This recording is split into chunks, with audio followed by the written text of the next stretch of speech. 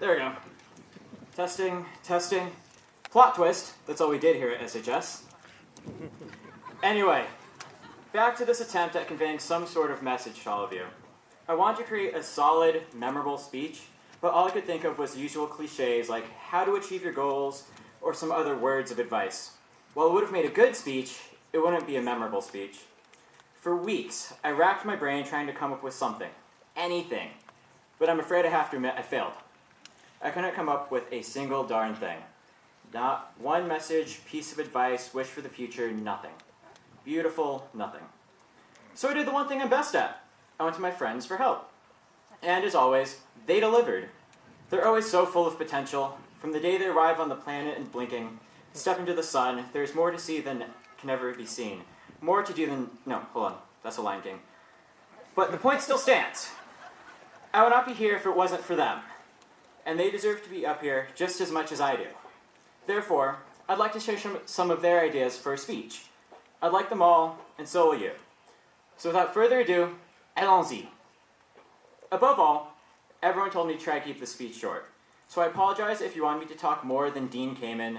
For those of you who didn't get that reference, that's longer than watching every Lord of the Rings movie back to back.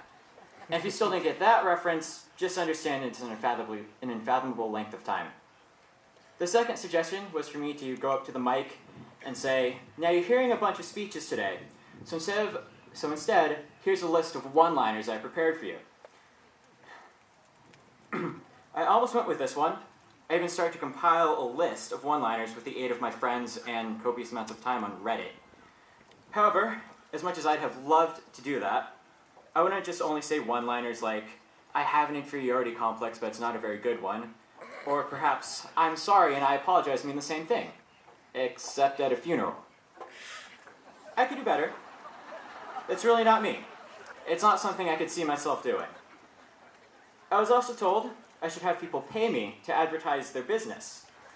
As tempting as this was, and believe me, it was, no one was willing to put out enough money to sway my mind.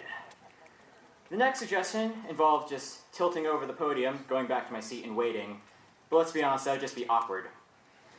It would just be rather confusing for everyone, and I doubt anyone could laugh. I was also told to start singing Never Gonna Give You Up by Rick Astley. Two things about that one. First, singing during a speech has never really been a good idea. Second, I can more easily do something like make you all lose the game than Rickroll you. Whoa. I knew I'd get that groan. The next suggestion, in my opinion, is a bit too harsh. Someone requested that I say, here's a list of all the people that I hate, and then pull out a yearbook and begin reading. But, don't worry, I'm not going to do that. I don't hate any of you. And finally, my favorite request.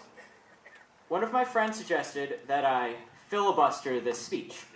So, if you'll excuse me, let the filibustering commence. Alright, let's see.